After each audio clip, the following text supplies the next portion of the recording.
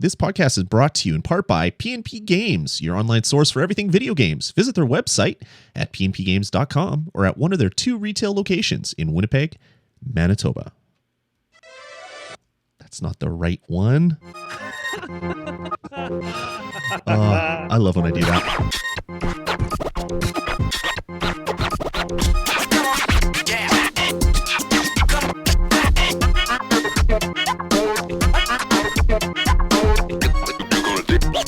All right, everybody. With the hitting of the wrong buttons, you know it's got to be the Nintendo Pulse podcast. This is episode number 53. I'm recording this on July 18th, 2013. As always, I'm your host, Lloyd Hannison, the guy who obviously can't hit buttons for some strange reason, even though it's really easy to hit buttons. And joining me, Stephen Munn. Stephen, how are you? Hi, Lloyd. Good, thanks. I do this all the time. What the hell? It's like I've been podcasting since 2005. Yeah. And obviously it wasn't as complex. Like I have 4 machines, 4 computers, I have multiple keyboards, I have my mixer, I have the video switcher, I have all this stuff now, so it's a lot more complicated. But you think that with that much practice, I could hit the freaking number 7 on my keyboard to start the theme music. How hard is that? But I guess my microphone covers the keyboard, so I can't tell where my finger is. Oh, it's just so annoying. Anyway, I'm doing better now. I vented. I'm feeling much better. Good. Good. So we didn't do a show last week. I was on vacation. Yeah, and I forgot that we weren't doing a show. So I came here and I was looking for the outline, and then I realized, hey, wait a minute. He's not coming, is he? Oh, okay, you didn't show up and wait around for an hour and cry? No, when it was 20, 30 minutes before I showed up, and then I saw the schedule, and then I remembered. Oh, sorry, man. I thought I reminded you right before, but I guess I might have forgotten. You did, but I forgot. Oh, okay. Well, I was on heavy lake mode. I was just like, get the hell out of Winnipeg as fast as I can mode. I needed a break. I was burnt out like a son of a gun, and I feel much better now after spending a week out there and a week here. Even though my daughter is in a walking cast for the next 2 weeks. What happened? She was playing long jump with her brother, jumping off the couch as far as possible, and she jumped, and I heard a pop when she hit the ground, and then she started crying. So I went and looked at her toe, and it looked fine. But a couple hours later, her toe was swelling up like crazy. And then she went to bed, and I woke up the next morning or yesterday morning, and it was bruised around in a weird place and a bunch of stuff. So I took her to one of the physio clinics here that it's still free because it is Canada, but it's one of the places that specializes in like sports injuries. Mm-hmm. So they did a series of x-rays and a bunch of stuff, and it looks like she injured her growth plate in her big toe.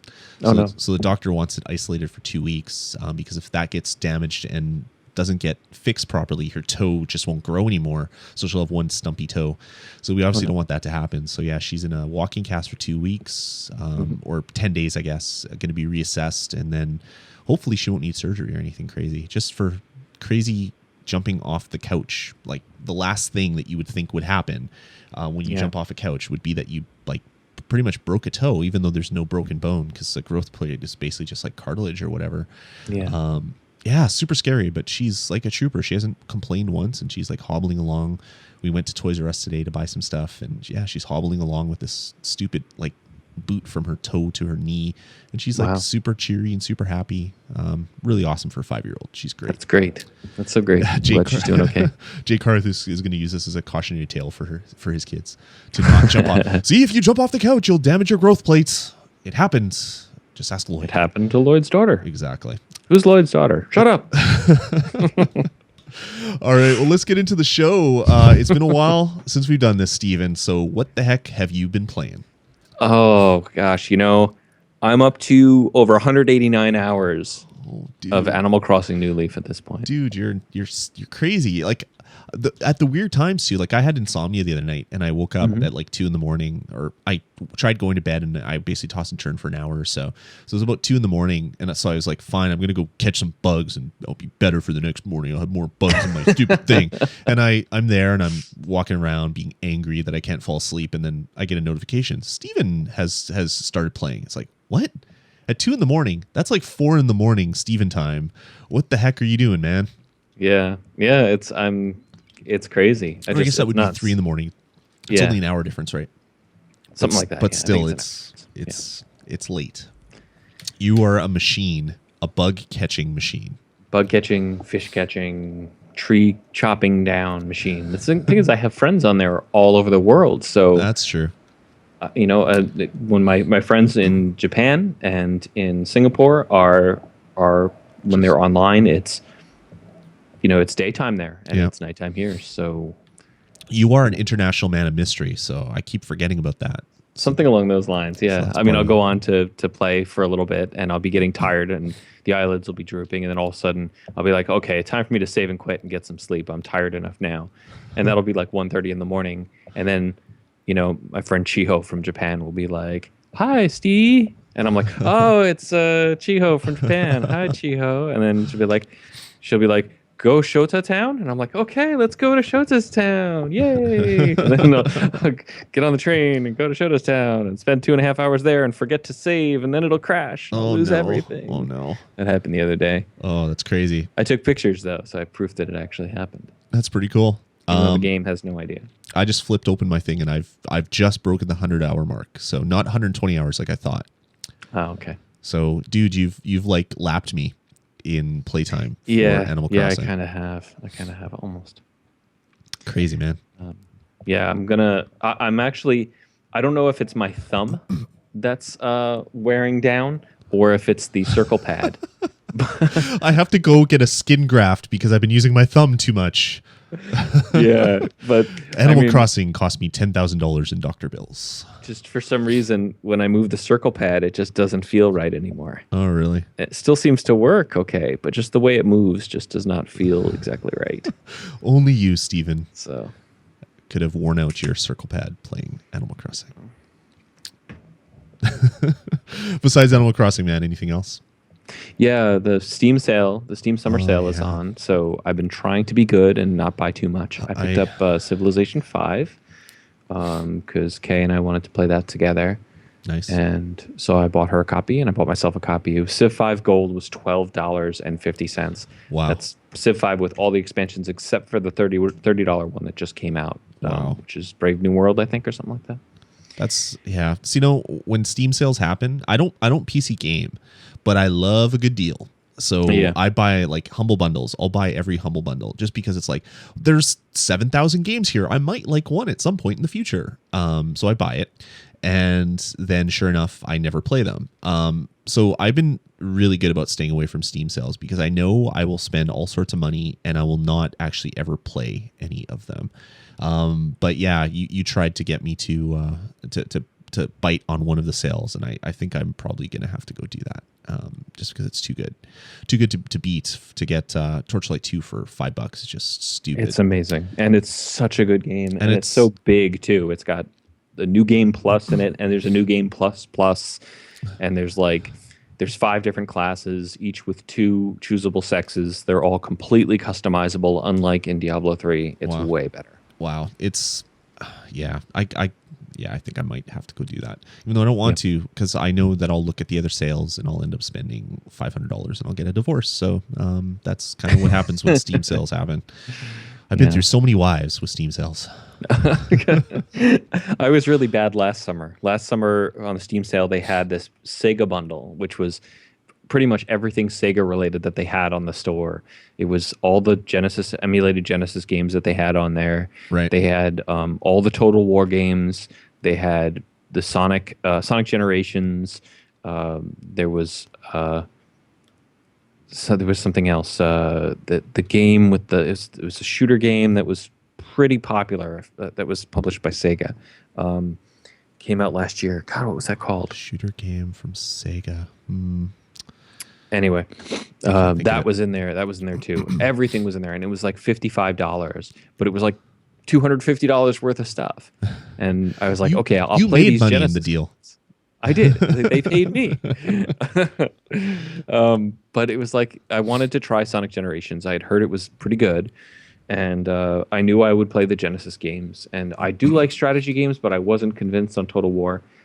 And that ended up paying off because not only did I get some games that I did play, but recently Kay wanted to play Napoleon Total War, and she picked it up on Steam, and she's like, I've been playing this game, Napoleon Total War. I'm like, oh, I have that. She goes, you have that? I'm like, yeah, I have every Total War game because I bought them all last summer and never played them. So we played Napoleon Total War very briefly. Nice. Yeah, I love Steam. Like, I opened up Steam today, even though the sale's on, and I put like garlic strands around my monitor, and I put like mouse traps on my mouse so that I don't actually use it.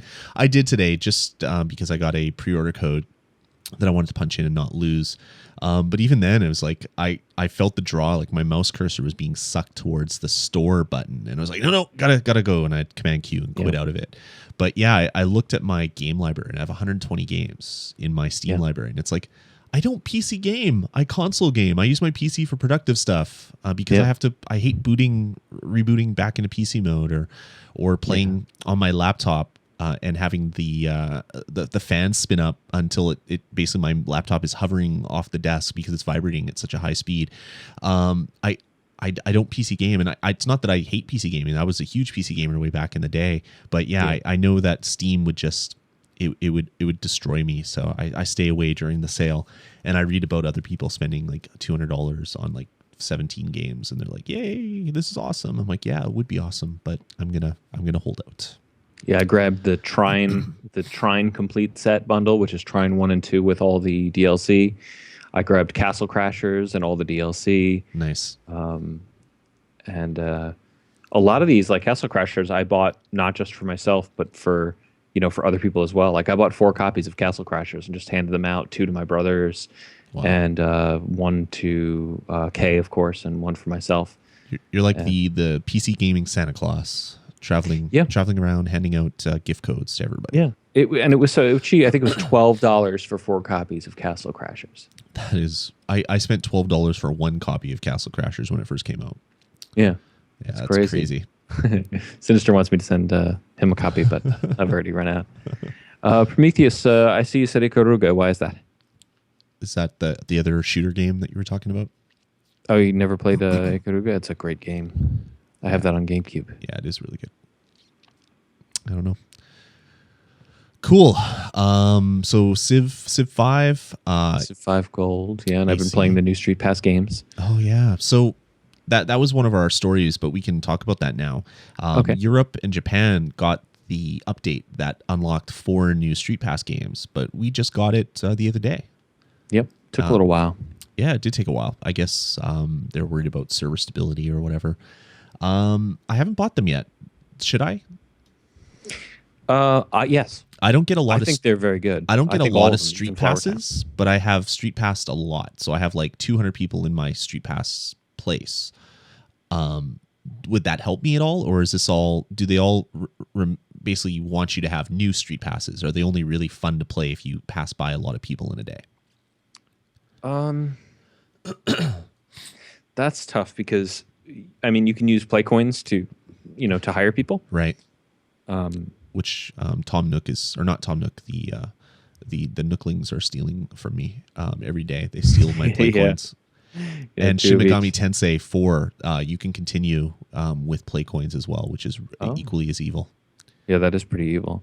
I was up to about 200 play coins at one point, and I spent about 85 of them buying puzzle pieces last night.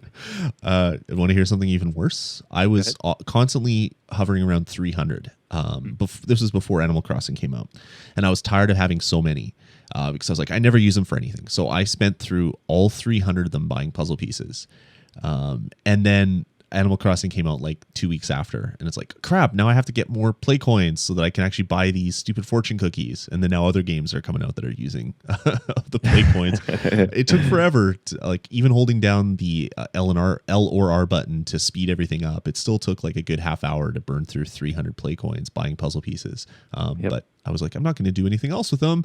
And then sure enough, other games come out where you could have done lots of things with them. And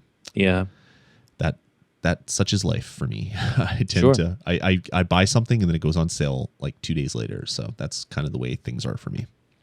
Yeah, that's good. It's I like the games. I think all 4 of the games are really good. Worth $15 though. Yes. Oh really? Yeah, definitely. Yeah. I mean, at first I was like, $15. Nintendo needs to learn about digital downloadable stuff and how cheap it is on the iPhone and stuff like that. And then I started playing the games and I realized that they are far deeper and more complex than, Puzzle Swap and Find Me and Find Me Too. These games are way more complicated than that. And I was like, okay, you know what? At $4 a piece, that is not bad. Right. That is definitely not bad. And there's a lot to do in them. I mean, and they're very different experiences from each other. Right. So the 4 games are, one's a flower garden where you can harvest Flower Town. Yep. You could plant and harvest flowers and create scenes and crossbreed with people that use StreetPass. Yep. Your flowers crossbreed with their. That's right. Flowers. You could crossbreed with the people you pass, but it's usually frowned upon in just in public. You'll get arrested and thrown in jail. Then there's the battle one where you basically create an army and then you battle other armies.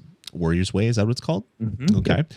So you're battling armies and you amass armies based on the number of street passes the people you street pass have street passed. See if you can say that 10 times fast. But how many people are in their plaza? Yeah. Exactly. How many people are in their plaza, and then you get 10 times that number or 100 times that number or something crazy, or just that number. I can't remember. You just get that number, right? So if they have 200 people in their plaza and you street pass them, you get 200 people as warriors. Correct? You get the people you pass are the commanders. Right. Okay. So there's that one, which is a little bit different than any of the ones. There is one where you're basically going through a haunted maze. Yep, Monster Manor. Yep, I haven't bought them yet, so I don't know these names. It's a haunted house, and you go from floor to floor, pick up weapons, and interesting. And then the last one is a shooter. Yes, Miiverse. And that one's kind of neat. Depending on the number of people that you street pass and the number of times that you street pass with them, you get different power-ups for your ship when you are basically playing a little shoot 'em up type thing. I don't think it's the number of times that you street pass them. I think it's just the color of the shirt. Oh, really? I think it's, because I'm not sure. I read something a long time ago, and they said that if you've street passed the same person multiple times, you get additional power-ups or something, but maybe maybe it didn't actually make it into the final version or something. I don't know. I haven't noticed a difference, because most of the people I street pass are people who are like level 7 in my Find Me, and they don't seem to be getting more powerful. But the more people you street pass at a time, the better for Miiverse, and to the point where I think if you've only street passed one person, it's not even worth going into Miiverse. Really? So here's something. So say if I street pass 3 people, can I play with those 3 people in each of the games, or yes? So you take all 3 of them into all of the games. Okay. Yes. Interesting. Especially with the update that's coming, that Nintendo announced in their new. What was it? The thing they did today? What did they call it? It was a mini Nintendo Direct. It was a mini, or Nintendo Direct Mini or whatever. They said that there's going to be a new Street Pass mode added to the Nintendo zones, where they're basically doing store and forward, basically. So if you walk into a Best Buy with your 3DS, the last person that had walked into a Best Buy with a 3DS, that street pass that base station will be sent to your 3DS, and then that base station will hold you. And then the next person that comes in gets you, and then they get stored down the road. And we talked about this a while ago, and I said that there was a McDonald's in my area that was doing that, because I'd walk in there where it was completely empty, and I'd get a street pass notification, and then the next day I'd come in and it would be someone totally different. So it's not like it was someone that was working there or whatever. So maybe they were testing it out in certain locations, but it seems like that's going to be rolled out to. They say they have something like 20,000 Street Pass Nintendo zones out there, and they're going to be updating all of them over the next month or so, which is kind of a neat thing, actually. It is.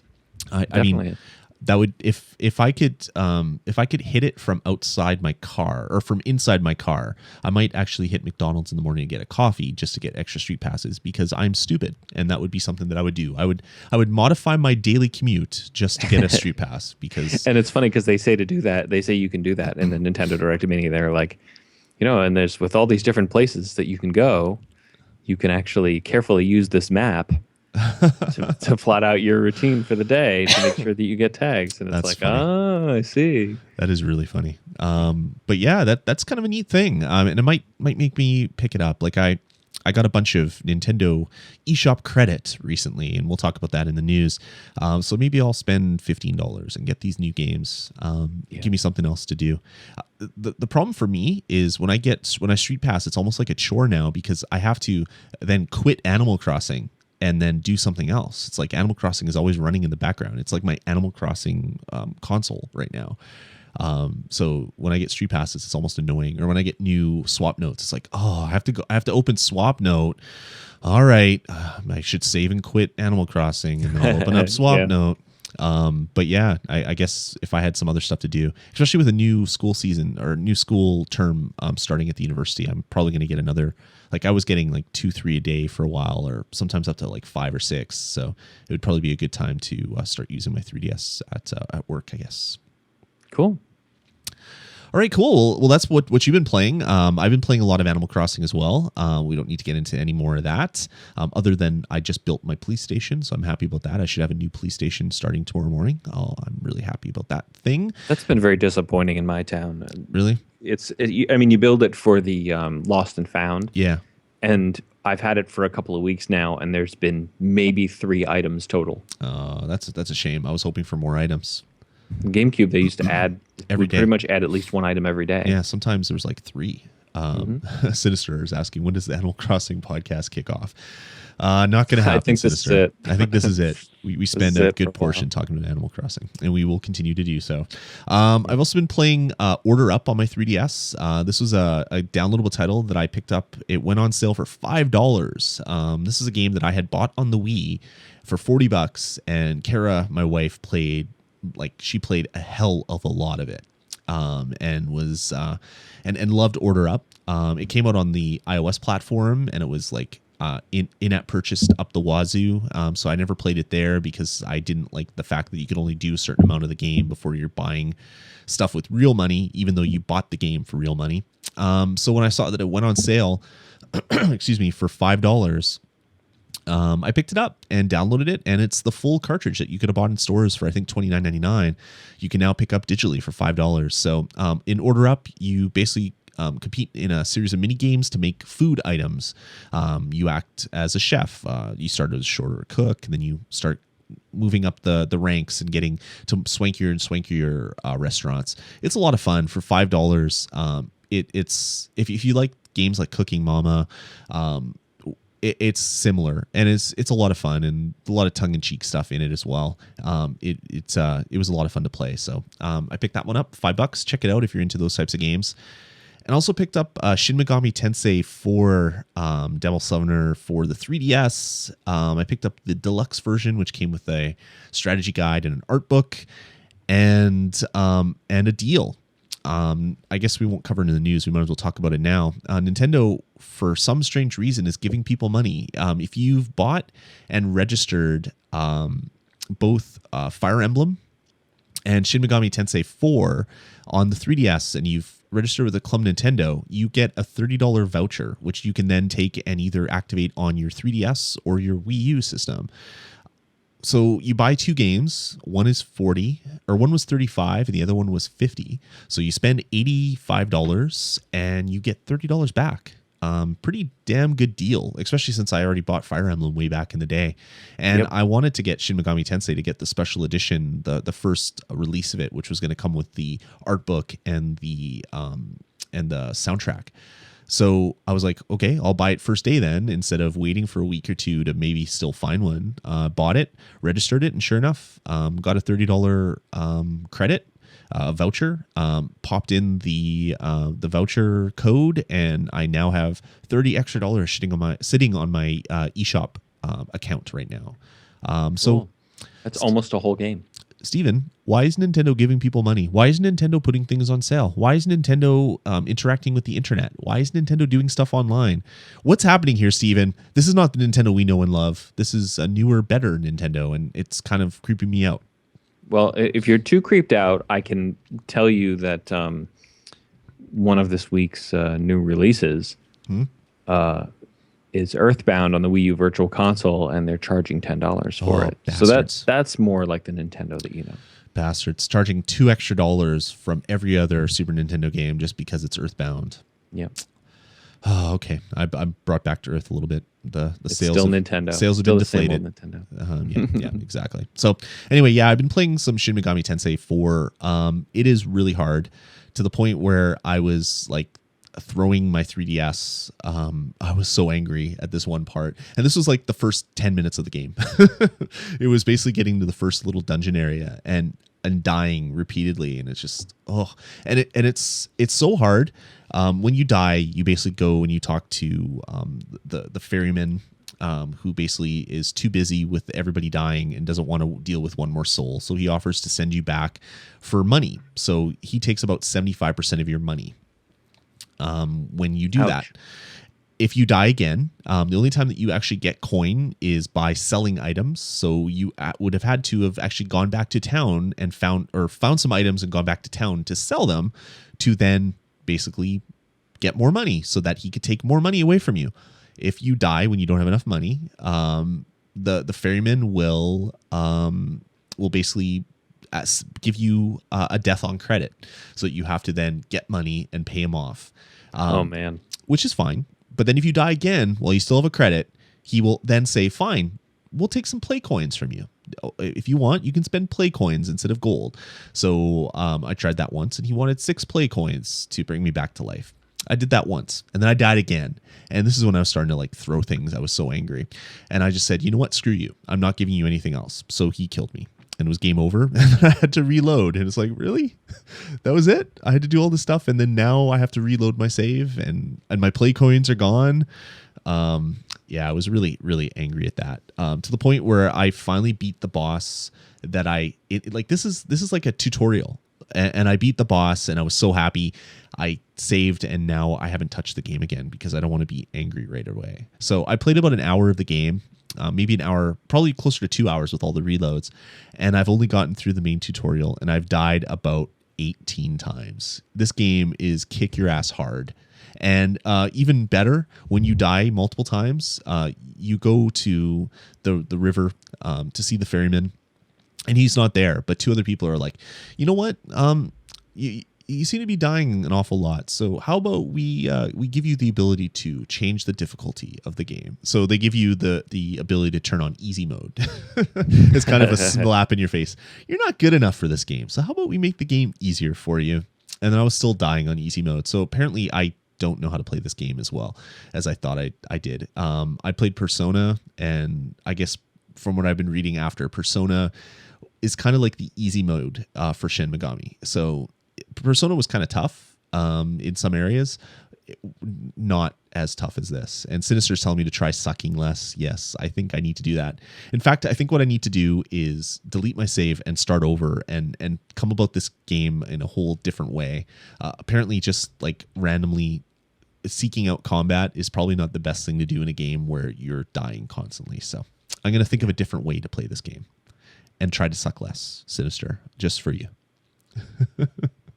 So besides Shin Megami Tensei, I've been playing Metro Last Light on my PlayStation 3. Got a copy for on loan from P&P Games, and I've been playing that one and loving the hell out of it. So if you want to hear more about that one, I'm sure to review it this week or next on the bonus stage. It is a really, really good game, though. Having a lot of fun with that one. So when I get mad at Shin Megami, I go and shoot people in the face in Metro Last Light, and it's very therapeutic. It's been really good for me. Good.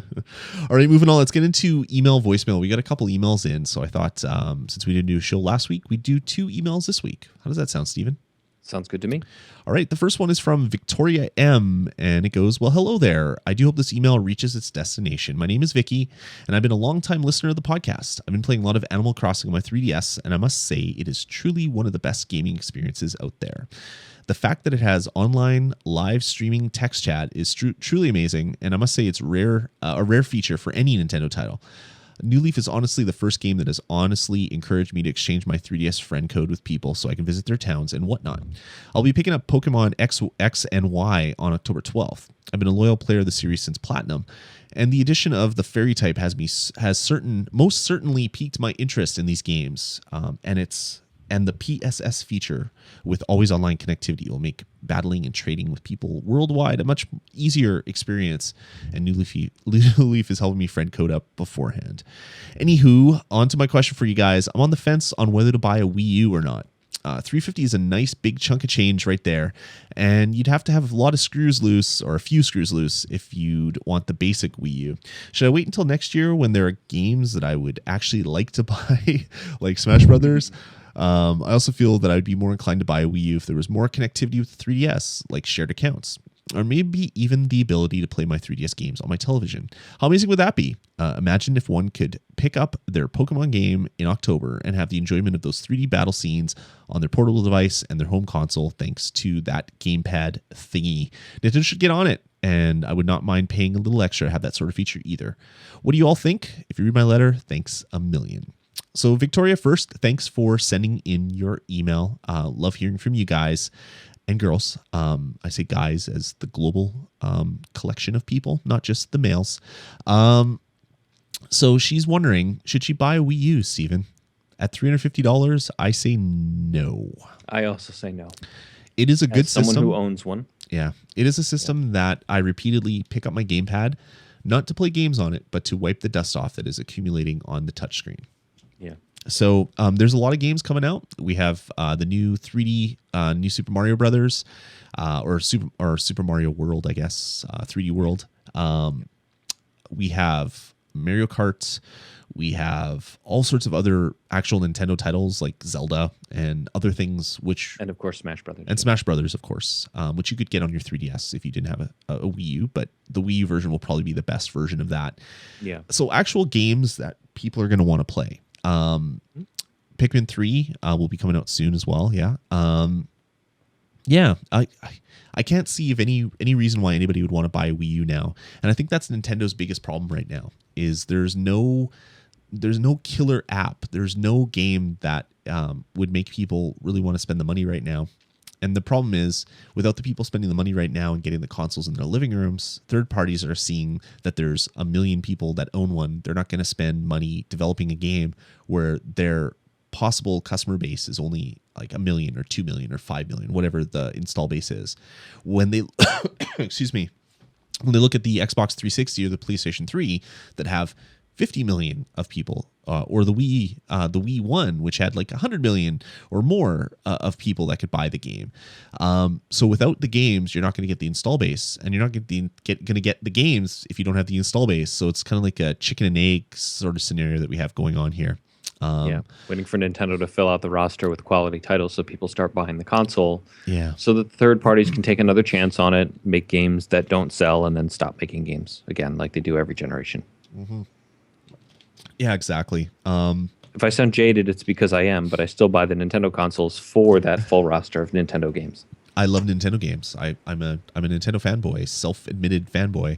I love Nintendo titles, but I also love playing third-party games on my console. Like I played Assassin's Creed on my Wii U, and it was an awesome experience. Mass Effect 3 on my Wii U, and it was great. Now there's nothing on the Wii U. Like I don't see any new releases coming out for the console, and it's sad. So, I'd like to say, go buy it so that we have one more person, which may sway an EA or an Ubisoft to finally make the port happen for the next game that's coming out. Yeah. I think waiting till around the holidays would probably be a better idea. You'll have some big Nintendo games come out, which might spark some purchasing around holidays. If there's enough games for you then, excuse me, by all means pick it up. But right now, there really isn't enough stuff there. I mean, Lego City Undercover is awesome. What else? I mean, that's sad when I have a hard time thinking of the games that would be fun and to play on that console. I mean, there's New Super Mario Brothers, U, of course, but I mean, there really isn't any other compelling reasons to own the console right now, which is really kind of sad. Yeah. Yeah, and I mean, I kind of feel like I kind of feel like encouraging people to buy the console now when there's no quality software appearing is rewarding Nintendo when they kind of deserve the beating that they're taking right now in sales for their inability to produce the software. Yeah, no, I fully agree with you. You're encouraging the crap that they did, which is not good. Yeah. I agree. Save that $350 for 10 amazing 3DS games. You know, the 3DS is probably the best console to own right now if you're a gamer. I think it's the best console. I think it's the best video gaming platform to exist in a couple of generations. It is. There's so many amazing titles coming out. It's quite amazing to see all the stuff that's coming out and the stuff that has come out and the stuff that I'm playing right now. The 3DS is amazing. She asked again about if there was some sort of connectivity.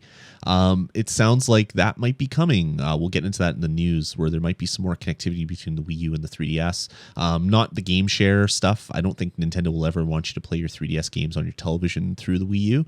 But if enough people ask for it, who knows? Maybe they'll make some way to like over some network connection, stream the video from your device to your television, which would be great, because then I could start capturing footage of my 3DS gameplay, which would be really amazing. I don't think Nintendo will ever do that, but if they do, I mean, I'd be jumping for joy. But yeah, it's so this is the other thing is, while Nintendo struggles to get people to buy the Wii U, they are going to need, if they want the platform to surface, and to really do something this generation, they're going to need to do what they did with the 3DS when the 3DS was foundering. Yeah. Not necessarily drop the price. If they're too sticky about dropping the price, they don't need to drop the price, but they need to do something. Yeah. To make it. Well, they need to drop the price because they need to convince other people to do it. They need to give the people that already bought it 10 free games and then drop the price $100 for everybody else. Something like that would be great. Yeah, that would be great. Because you have everybody that owns a Wii U now would be jumping for joy and talking online about how awesome the Wii U is, because they'd be playing some old games and some new games. Yep. And then you'd have the people that are finally buying in and enjoying the system. Like a price drop has to happen before the holidays. Like there's no way Nintendo cannot do it with the PS4 and the Xbox One coming out. But Nintendo, they will be stubborn and they will do it only when they basically are looking at bankruptcy, which will be many years down the road. Well, I think it'll be if when the PS4 comes out, if the PS4 is selling strong out of the gate and is clearly going to crush Wii U, then Nintendo will drop the price. Yeah. Because when the PS4 is out at $400 and people are buying it more than the $300 and $350 Wii U's, Nintendo's going to drop their price. I think they're probably right now, they're skeptical that Sony will do well with the PS4.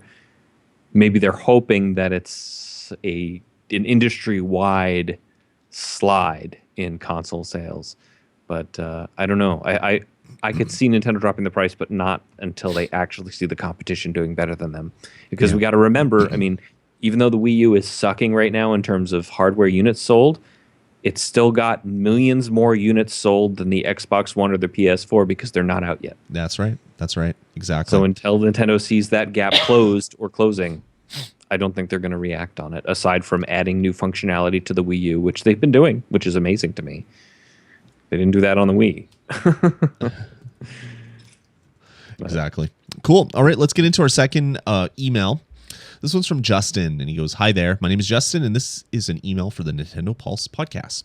I've been listening for quite a while, since around episode 30, and I truly appreciate the insight you guys have towards Nintendo as a company and the games that you currently play. I'm a big fan of the Pokemon series, and I played it since Blue and all the way through Black 2. I honestly believe that the Pokemon games are the centerpiece of the handheld consoles. I currently do not own a Wii U, namely because there aren't any really great games that interest me on the console currently. Smash 4 and MK8, Mario Kart 8, will definitely be great games, but they're coming out next year, which does not convince me to get a Wii U now.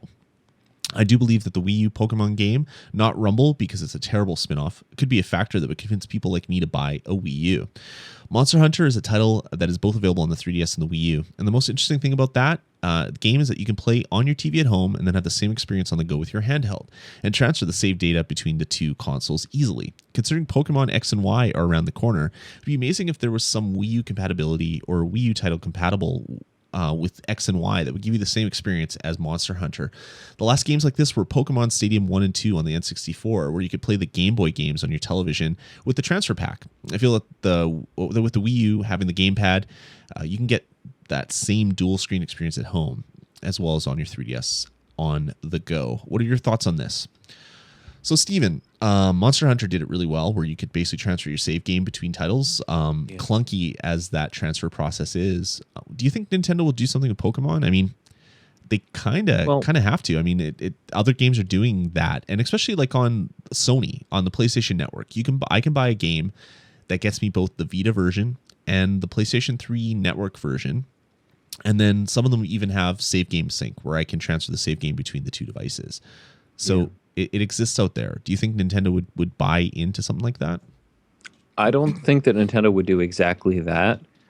But didn't they, a few years ago, didn't they have something along those lines with the DS? And I think it was with the DS and the Wii, there was like a Pokemon Ranch or something like that, where you had like a little corral with your Pokemon doddering around in it, and you could transfer them in there from your DS games. Yeah, there was something like that. I never played that, but I do remember that little ranch game where you'd get little flat Pokemon that would run around your ranch. What was that called? I think it was Pokemon Ranch. I think that is right.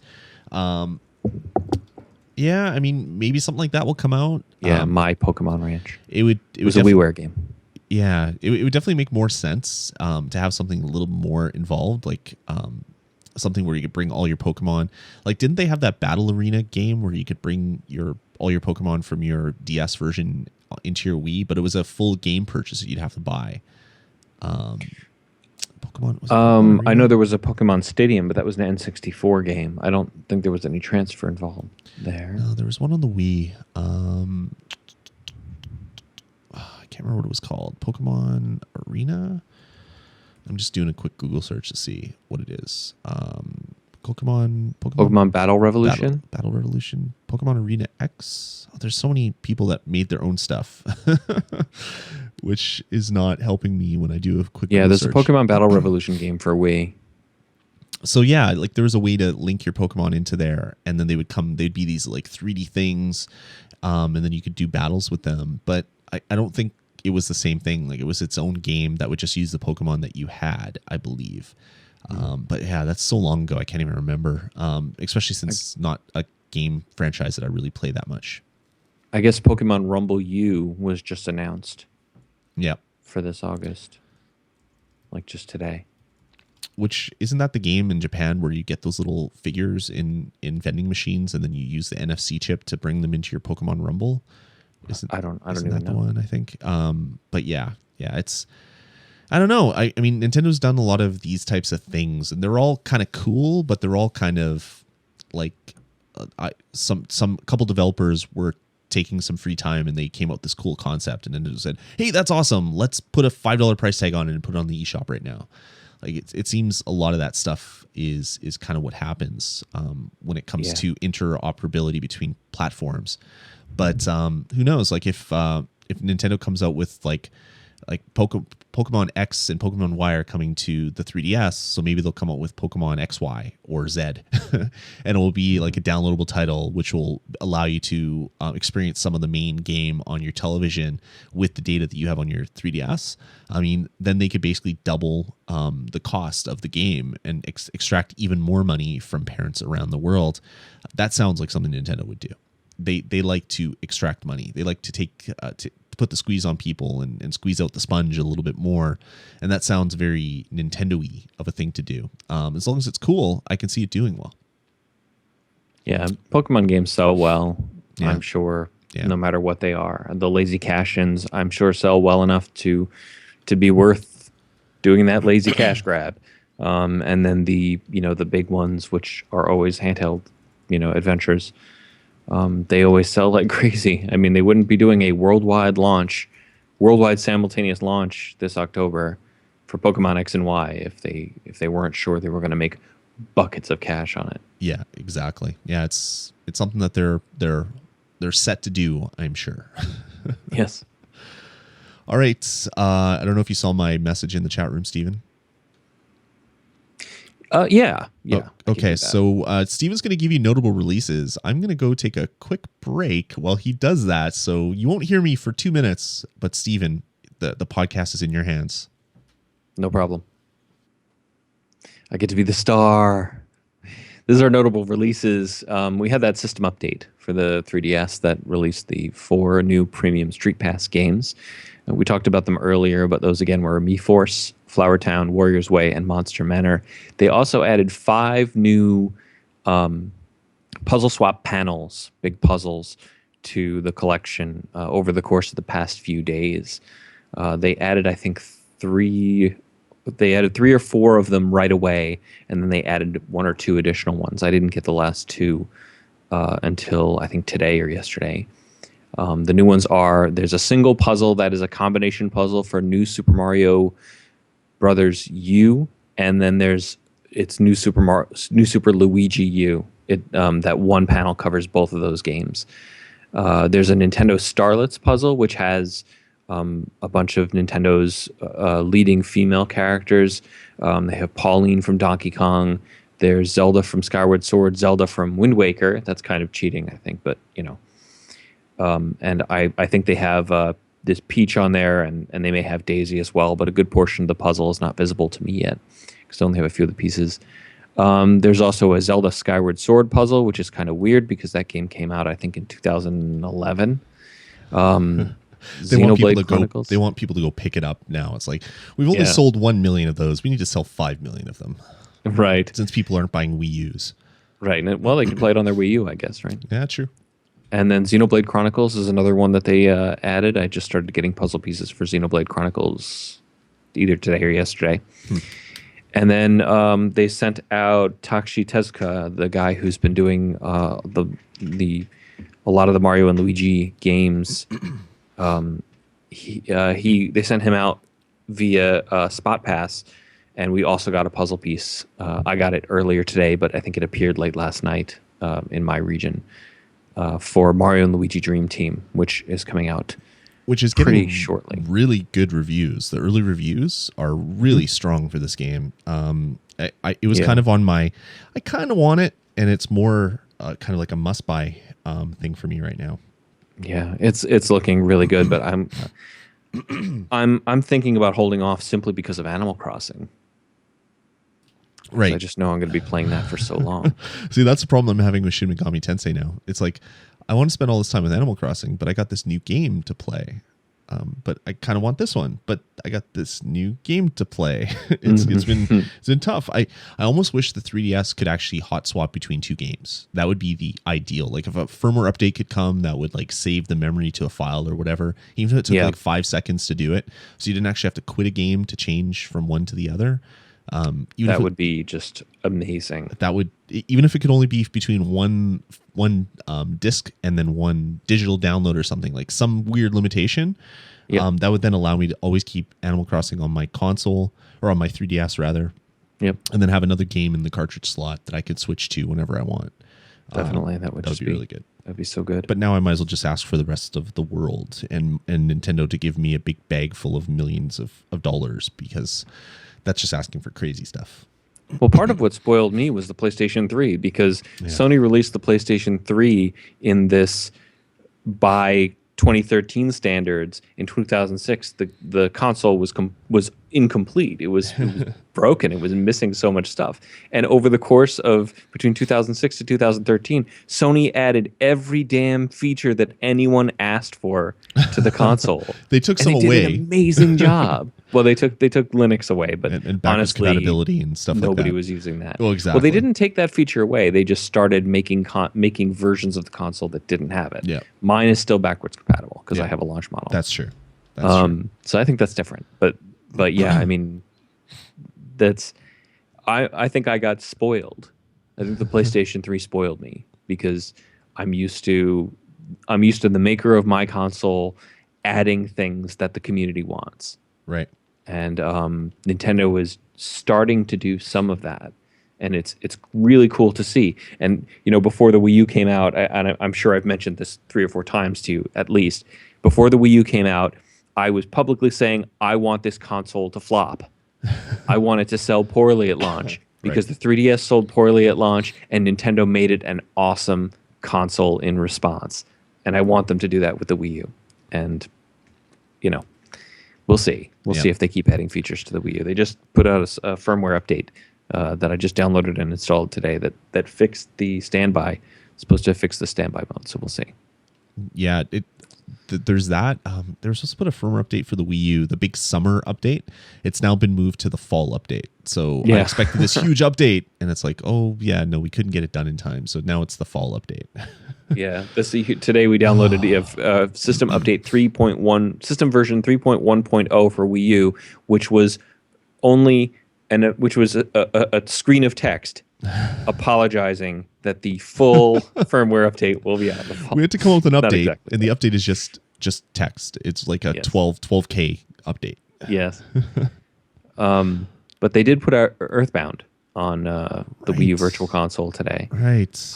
And it's more expensive than any other Super Nintendo game, which we kind of said it would be. But I said it would be $20 just to spite people. But it's not that expensive. It's not quite that bad. It's $10. And it's not really clear why, but they are including the original Nintendo strategy guide for the game in a digital format. You can view it on your gamepad, which is kind of neat. I mean, that was a big thing. Like they were concerned that Earthbound wouldn't do well in North America, so the game came with this huge ass player's guide, basically a walkthrough for the game, because they wanted to make sure that the U.S. public was able to stomach this game. It just makes sense that when you release the Virtual Console version of that game, you include that just to kind of make people feel the same, like if they've played it before, I guess. I don't know, it just makes sense. I didn't think of that ever happening before. Like, it was not something that popped in my mind as something Nintendo should do. So Nintendo can still surprise, but of course they charge $2 extra for that surprise. Yeah, I still don't understand what that's about. I mean, people were theorizing that Earthbound wasn't being released here because, for the longest time, because of licensing issues with some of the music. There's music in there where it's clear references to Beatles songs and stuff like that, and I think there was some concern about copyright of Beatles music, and you certainly don't want to step on that because they will kill you. Maybe the $2 is going into a legal fund to defend Nintendo when they get sued, or maybe it was because they had to edit something, or maybe it's because they're actually licensing that music for use in the game now. But I don't know. Or maybe they're just rationalizing. Okay, let's throw them a PDF of the strategy guide and use that as a rationalization to charge $2 more because it'll make up some of the money we're losing on these consoles. But it's odd. It seems like it's a game that Nintendo didn't want to release forever. So it almost seems like it's like, fine, we'll put it out. It won't sell well. So we'll just that'll be our I told you so moment. But then they realize the excitement when they announce it, and they're like, oh crap, okay, how can we ruin this? Let's charge more for it so we can be right. It almost seems something like that. They could be giving the game away for free for a month, and it would boost Wii U sales. Maybe not by much, but there are people who would buy a Wii U knowing that they could get Earthbound for free on the Virtual Console. And they would do it.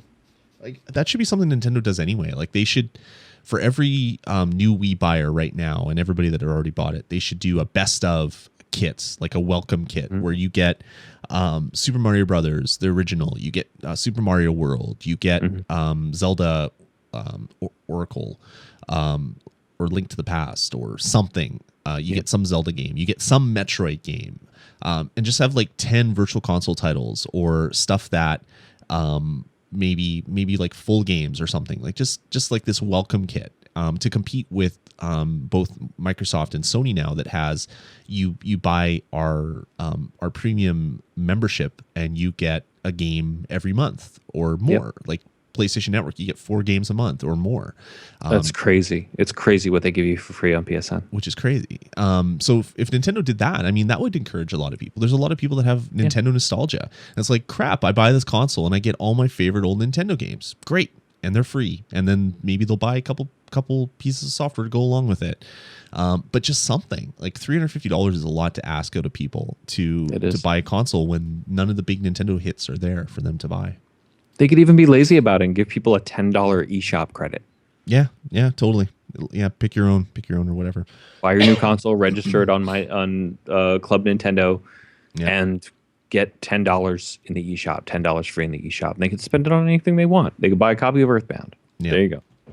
So just while we were talking about this, I finally went into the Mi Plaza just to get the update to see if it unlocked all the other puzzle pieces or whatever. And it gave me a whole bunch of text. There's something to do with like an exchange booth now where you can find tickets in all the games and then you can exchange them for things. How does that work, Steven? Instead of going through rooms and earning hats like you did in Find Me, when you reach certain accomplishments, certain kind of like in-game important levels, certain points that that don't always line up with the accomplishment system. Right. I don't think they always line up with the accomplishment system. You're given a ticket instead. And it's a little ticket with a Mario hat on it. And those are exchanged for outfits. And the exchange center, the exchange booth, has 4 outfits available per day. Generally, the outfits are a hat, but sometimes it's a whole outfit. Like there's a whole Link outfit is one of them. So you'll go in there with you'll go through your games, and the first time you play them, you'll probably get 4 or 5 of these tickets because it's the first time you're playing it, so you're going to reach all these accomplishments. Right. Like, oh, you grew your first plant, etc. You planted your first seed, that kind of a thing. Sure. So you'll go through all those games. You'll come back out. You go into the exchange booth. You'll have enough tickets to exchange for all 4 of the hats or outfits that they have on offer. And then 24 hours later, they refresh that with another set of 4 outfits. And any tickets that you've earned over the course of those 24 hours, you can then turn in for outfits when they refresh again. But what's happened with me is I got to the point where I'm not getting the tickets as frequently as they are refreshing the outfits. Right. So I'm missing some of the outfits. I assume they'll cycle around back again. Right. But that's like frustrating to only be able to afford 3 and then they go away. Interesting. So this way, instead of like going, okay, now I have to play through Find Me 2 again and hit this exact same room because for some reason it glitched and didn't give me the soccer ball hat last time I went through. So now I got to spend another week fighting my way back to that room and hoping they give it to me. This is actually something that happened to me, very specific that happened to me. Now, all tickets are redeemable for all hats/outfits. That is nice. I got a Mario hat, an 8-bit pixel Mario hat, which I'm wearing right now. And the fact that these tickets, you just explained to me something that makes me very happy. I'm going to go buy all the games and start playing them. So you just convinced me to spend $15, Steven. Thank you very much. Thank you very much. I don't know if they changed Find Me and Find Me 2 to incorporate those tickets now. Like maybe instead they give you a ticket instead of a hat. Yeah, they said they don't yet. Okay. It was one of the screens they popped up. They did edit Find Me and Find Me 2, though. There are some changes there. Now, before, if you wanted to hire old allies in Find Me, you had to go into Find Me 2, hire the old allies, then go back up a level and go into Find Me, and then you would still have those hired old allies. Right. Now, if you do that, those old allies will disappear. Oh, so you can't cheat the system anymore. You don't have to, because they put a hire old allies function directly into Find Me. Okay. Well, that's cool. And it warns you. So like if you hire an old ally and then you press the B button to go back, it goes, wait, if you go back, you're going to lose everybody that you've hired. Interesting. So it does let you know that it's going to do that. And I went into Puzzle Swap right now, and it only gave me 1 new board. Yeah, it gave me 1, and then it gave one of my friends a different new one, and another one of my friends a different new one. So we all exchanged those pieces and got those new boards. Interesting. And then they sent out Tezuka with via Spot Pass, and there was another. It said, "Oh, here's a new puzzle piece," and they gave me the Mario and Luigi one. Yeah, because that's what I got. I got New Super Mario U and New Super Luigi U. Okay, but I don't think I got anything else. Okay, you'll probably get the Mario and Luigi one. I mean, the Mario and Luigi Dream Team one in a couple hours or so. Because I got the swap note from the guy, but I didn't get the actual thing. Interesting. Oh, okay. Anyway, that's enough talking about what I've just done on my 3DS right now while we're doing a show. Let's get into... Oh, that's right. We're in a show. Yikes. Bit of a rat hole there. All right. So besides Earthbound for $10, Shin Megami Tensei came out for $50. And just a reminder, if you buy this game for $50, which is $10 more than most 3DS games, $15 more than most 3DS games, $10 more than most of the expensive ones, which is weird. Do you know what else is weird, Steven? I guess go down another rat hole before we get into the rest of the show. I wanted to buy another copy of Mario Kart for the DS. You can buy Mario Kart 7 for the 3DS for $35, but the old Mario Kart is still $40. Wow, really? Yeah. So if I want to buy a second copy so both my kids can play, I need to buy another $40 cartridge so that they can play Mario Kart against each other. Wow, it must be out of print or something. No, like every store has them, so they must still be making them. Like it must be it's one of those long tail games that Nintendo kept selling forever, right? Damn. Yeah, just so expensive. So we have it good that games are only $35 now, except for Shin Megami Tensei 4, which is $50. $50. And it's not like you're only paying $50 to get the extra stuff that comes with the collector's edition, because if you buy it digitally, it is still $50. So that's the price of the game. It's just the first release of it comes with all this extra stuff if you buy it in stores. So yeah, but if you've already bought Fire Emblem, and then you buy Shin Megami Tensei 4 and you register them both Club Nintendo, you will get a $30 voucher, which you can then spend half on games to play with your StreetPass people, which is what I'm going to be doing. So I'll be doing that right after the show. So that's new releases. Let's get into the news, Steven, because we've been doing this for a while. Yep. This year's Club Nintendo Awards have been announced. So basically at the end of June, everybody... either became a no Club Nintendo Platinum or Gold member, they became a Gold member or a Platinum member, depending on how many points that they accrued over the year from July 1st to June 30th. But they didn't release what the actual Platinum or Gold rewards would be. Usually it's right around the same time. It came really late this year. Well, I guess not really late. It's only like a couple weeks, but still. So if you are a Platinum Award winner, which everybody probably is if you have a 3DS, because you got like 10 free games, which gave you a bunch of coins, and then you got your play surveys after, which give you a bunch of coins. You probably got to do a lot of those. Oh, really? Yeah. You probably would have gotten 300 coins just by claiming that if you had a 3DS at launch, which was really amazing. And then if you got like a 3DS XL, you got another 160. Then if you bought your WiiU, you got another 160. Like I had like 1,400 coins that I got in last Club Nintendo year. I wish I could have carried half of those over to this year.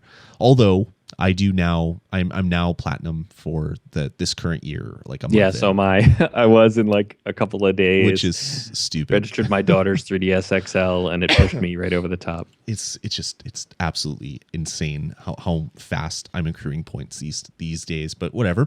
If you're a Platinum Award winner, you got to choose between 2 Platinum Awards, the 3 poster set, which has a a Pikmin 3. Legend of Zelda Wind Waker, and a retro Luigi poster. So those are nice. The Wind Waker poster looks nice. Yeah, the Wind Waker one is really neat. It's not a piece of art that I've ever seen before. It's kind of like this group shot of all the stuff, which is really kind of nice. Or you could have chosen a Legend of Zelda Majora's Mask original soundtrack. That's the one I picked. You picked that one? Yeah. I picked the posters just because I thought that I probably could have listened to Majora's Mask music online somewhere, like on YouTube or something. So the posters I can never find anywhere else. So I got that one. If you're a Gold member, you could have chosen, or you can choose a 2014 Club Nintendo calendar. You can then choose a downloadable title, Super Smash Brothers for the N64, WarioWare DIY for WiiWare, Legend of Zelda Link's Awakening DX for the Game Boy Color Virtual Console for your 3DS, Super Mario Land for the Game Boy Virtual Console on your 3DS, or Sakura Samurai, which is a Nintendo 3DS game, which is actually pretty good. If you're Platinum, you could choose either of those as well, but why you wouldn't choose one of the Platinum Awards, I don't understand.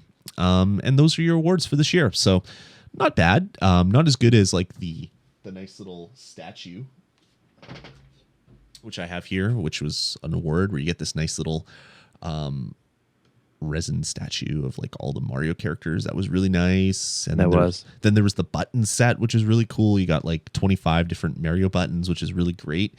And now I got a poster set, which is like, oh yeah, I guess that's kind of nice. I mean, my Mario poster behind me right here is getting kind of old. Maybe I'll have to change it up with something else. Maybe I'll put Luigi there because it's the year of Luigi. I won't do that, by the way. But it's a possibility, or it will be in like December when these rewards actually ship out to us. So yeah, go claim your reward if you haven't, and just log into your Club Nintendo account, and you'll get the little survey will pop up, and you can choose whichever one you want. All right, moving on. Nintendo's announcing that the 3DS is doing damn well. They announced that they sold 225,000 units of hardware in June, and they finished as the best-selling video game system in the U.S. for the second consecutive month. So Nintendo's tooting their own horn because the Wii U is not selling, so they have to claim a success somewhere, and that is that the 3DS is selling like crazy. So some other highlights are that through the first 6 months of 2013, Nintendo has sold nearly 3.6 million combined physical and digital units of first-party 3DS software. So that's a lot. So that's 3.5 million titles sold or units sold in 6 months. That's pretty damn good. Animal Crossing New Leaf sold more than 505,000 units combined with physical and digital in June, and 20% of those sales were from the eShop. So that's pretty good. They said the second highest ratio behind only Fire Emblem Awakening. So people are starting to adopt buying things digitally, which Nintendo likes because they get all the money and they don't have to get physical things printed and shipped across the country. Donkey Kong Country Returns 3D sold more than 108,000 combined units in its second month. And Luigi's Mansion Dark Moon added nearly 115,000 combined units in its fourth month, bringing its lifetime total to more than 750,000. So Nintendo's doing really good. They had 3 of the top 5 best-selling software SKUs for the month as well. So Nintendo's really happy that they have a 3DS, and the 3DS is doing really well for them. And Quacko said Stephen bought half of the ACNL copies, which is probably accurate. I did. I bought 4 of them. Sorry, just putting my statue away. Yeah, you're single-handedly keeping Nintendo afloat, Stephen. So thank you for doing that. 4 copies of Animal Crossing New Leaf. It's a success. Nintendo didn't announce how many copies of the Wii U or how many units of the Wii U that they sold. And that's because it didn't sell well. But not as bad as it could have been. They're saying that weekly, in Japan anyway, weekly Wii U sales went from 8,000 to 22,000 in the last week, all because of Pikmin. I thought that was the month. Sorry, did I say the month? Did I say the week? You said week. Let's see. Let's check it. That's weekly Wii U sales, 8,000 to 22,000. Oh, okay.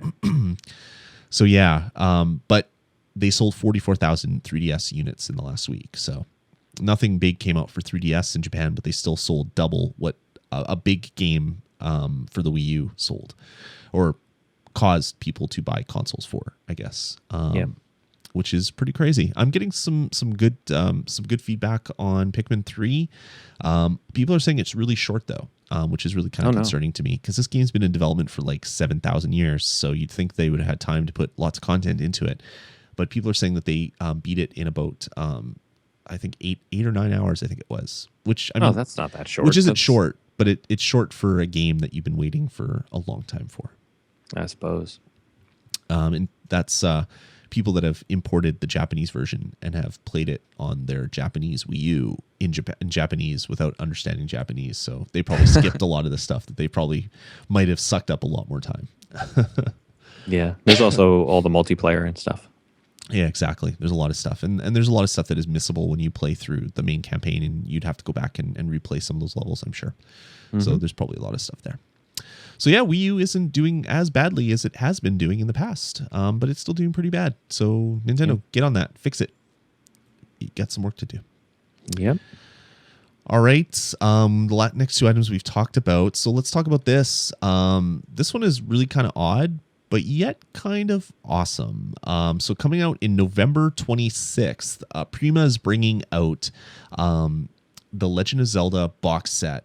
And this is a box set of 6 official Legend of Zelda Collector's Edition guides for different Nintendo Legend of Zelda titles. So it's really weird.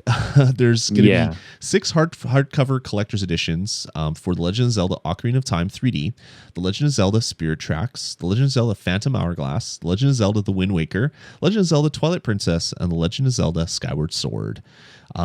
They're saying many of these hardcover guides are out of print and not available anywhere else. Well, yeah, you're reprinting them, so sure.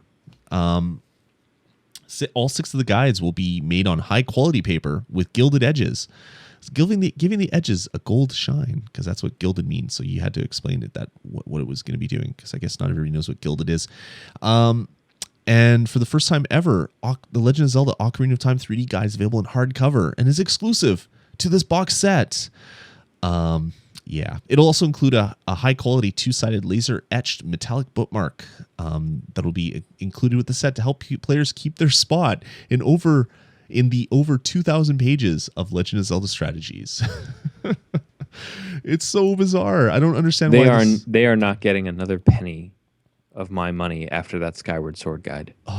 And do you know what the great thing about this whole thing is? You're getting 6 books. Guess how much the price is, unless you've looked already, and then that will ruin the film. Somebody told me it was like $120 or something. No, list price is $180. 180. So you can get it on Amazon right now for $161.99. Okay. $180 for strategy guides. Like, what are you thinking? I guess they saw how well what is it? The Zelda book that just came out. Oh yeah. What is it called? I can't even think of it.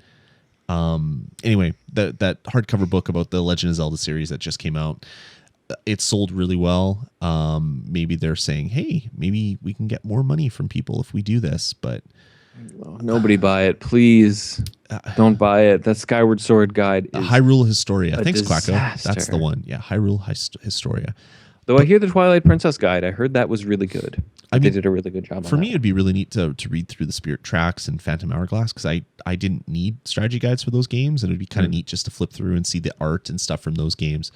But I have the guides for those, the premium ones, the hardcover ones. I have them shrink wrapped. I got them for like a couple of dollars each at a closing of a game store chain here. Nice. Yeah, so that tells you how well they sold.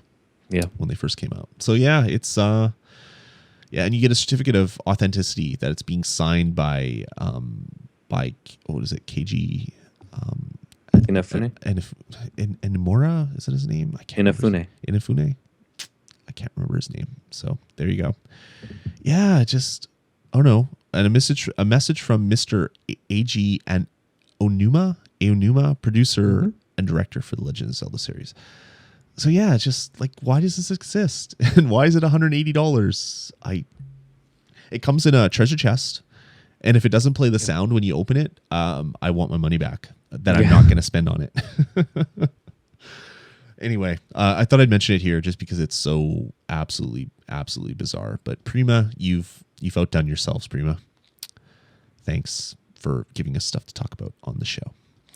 All right, moving on. Do you remember the game Seaman? Sorry, let me say that smaller. Do you remember the game Seaman? Yes, I remember the game Seaman. It was just one of those funny games where people say, yeah, I'm playing Seaman. It's really great. And people would kind of look at them kind of weird. It's like, it was one of those games you couldn't say in public when you were playing it.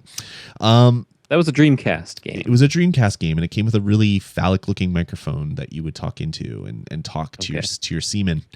And Nintendo has basically recently filed 2 trademarks, and people are basically jumping to the conclusion that maybe there is a game coming out, a spiritual successor to Seaman. Maybe it's true, because the recent trademarks are for Mysterious Pet, Legend of the Fish with a Human Face is the first one. This must be translated from Japanese. It's got to be, because if that's the name of the game, I'm buying 12 copies because that is awesome. And the other one is Mysterious Partner, Legend of the Fish with a Human Face. So, they filed for 2 trademarks. I don't know any other fish with a human face, so maybe this is actually going to happen, and maybe it's going to be published by Nintendo, which would be really cool. What was Seaman called in Japan? I don't know. I'm dying to know. I need to go look into that. Although not really, but it'd probably be funny. It would probably be incredibly funny, especially when you translate it back and forth a few times. It would be great. Google Translate, doing the translate back and forth a few times always leads to humor, and I'm sure that would lead to even more humor. So we might get some more Seaman in the future from Nintendo. It was called the same thing. It was just called Seaman? Japan. It's they are romanizing it to Shiman. Okay. Interesting. Cool. Narration is voiced by Leonard Nimoy in the English language version. Really? Yeah, and the face of Seaman is actually that of the game's producer, Yu Saito. Yeah, I remember that. The one who made Odama, too. I don't remember Nimoy doing it, but wow. That's what it says on here. It's so long ago. That's probably the case. Bizarre. A little bit of trivia. All right, moving on. Seaman 2 came out for the PS2, Japan only, 2007. Interesting. The franchise that won't die.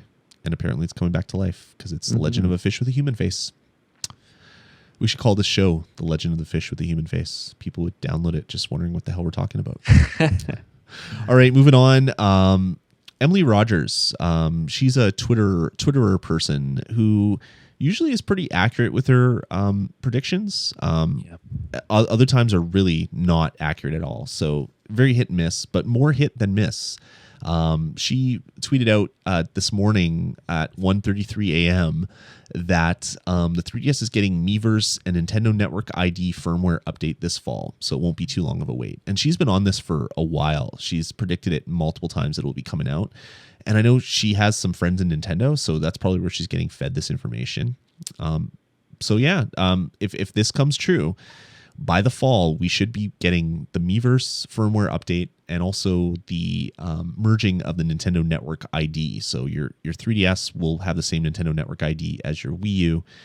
That probably won't mean that anything will move from one to the other. Maybe it'll just be like your shared bank account will transmit from both of them or whatever. But I really hope Nintendo gets on making stuff like if I buy a game, it's tied to my Nintendo Network ID. And then if I buy a new console, it could disable the old console and then I could re-download my stuff. Like they got to do that.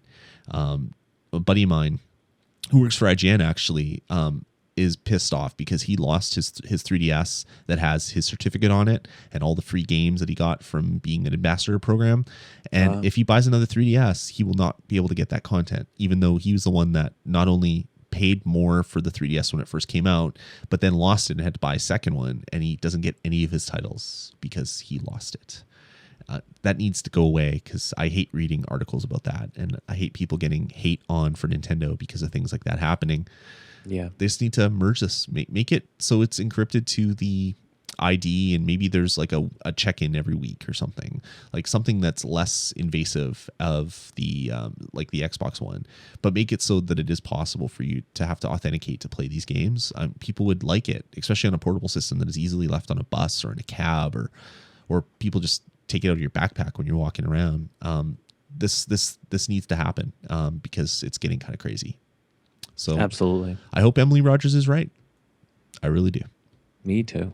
All right, moving on. Last but not least, or least, depending on which one of these titles you're downloading, SEGA announced that they're proud to announce that the SEGA 3D Classic Series will be coming soon to the Nintendo 3DS eShop. So not only can you rebuy old SEGA titles, but you can play them in 3D mode. So if you want to play Altered Beast in 3D mode, you'll be able to do that soon. The titles they announced are Altered Beast, Echo the Dolphin, Galaxy Force 2, Shinobi 3, Sonic the Hedgehog, Space Harrier, Streets of Rage, and Super Hang-On. I'm all over Streets of Rage. Really? Of those games, the only one that really makes sense to me is Space Harrier because it's 3D sprites, like you're shooting into the screen and things are coming at you. It would be really cool to see that effect in 3D. Everything Super else, Hang-On also. Oh yeah, Super Hang On is like that as well. I played that so much in the arcade on the actual like sitting on the motorcycle. Check out the screenshots right here. Oh, I'll have to go to the link and check it in.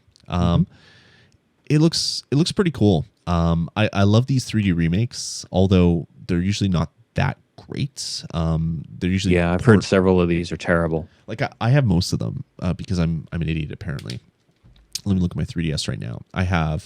I mean these Sega ones. I've heard that the Sonic one is just sickening to play in 3D. Oh, really? It's the 3D they said is barely even noticeable, but it'll make you feel sick. That's what I heard. I can understand that. So yeah, I have 3D Classics Xevious, Excite Bike, Kirby's Adventure, and I have a couple others that are here. I have Kid Icarus, and I have one other one which I can't find. I haven't bought any of them. Must be buried in a menu somewhere. Yeah, and I play them. It's like, oh yeah, it's in 3D. All right, what else? What's Tom Nook doing in Animal Crossing? Let's go talk to him. That's kind of what happens. So I might buy Space Harrier just to see what it would be like, because there was from what I understand, there was a stand-up arcade system that actually had 3D glasses that you would wear when you played it. Like it was one of the big like crazy units that had like the multiple screens and things like that. And it was one of those things that I always wanted to play just to see this game in 3D. It's a horrible game, but I wanted to see it in 3D, and this would be my ability to go and play it in 3D. But sure. none of the other games are really exciting, and adding 3D to old games doesn't make them look better. It just makes them look like 3D. It's like when you go to a 3D movie that's been done in post-production. Like you get things that smack you in the face and things that fly into like the screen, and that's about it. And that's what you're going to get with these games. So anyway, wanted to make mention of it just in case anybody is really excited about 3D stuff. I don't know, like where's Outrun? That would be great in 3D. What other games would be really great from Sega? I'll have to think of a couple other ones, but even then I probably wouldn't buy them. I've played Outrun enough. Yeah. I actually have, I believe I have 2 copies of Outrun. I think I have it for Sega Master System and for Sega Genesis. Oh, really? Did it ever support the 3D glasses on the Sega Master System? I don't think so, no. It's not. It doesn't say anything about it on the box. It's one thing that I always wanted was the Sega. I have 3D Missile Defense okay. for Master System. I loved my Master System. That was such a great game. Parlor Games was like the best game ever. Yeah. You ever play Parlor Games? No. It was a collection of games that you'd play in a parlor. So there was darts, there was snooker, there was pool, there was bingo for some strange reason, there was like Keno. There was all these weird things that you would do. But I played pool and darts forever on that system. It was so much fun. Sounds like a great use of that advanced color palette. Yeah, it was great. It's like I play a video game system to play a game, to play darts, and I actually had a dartboard in my basement. It was like, why am I not? This is different.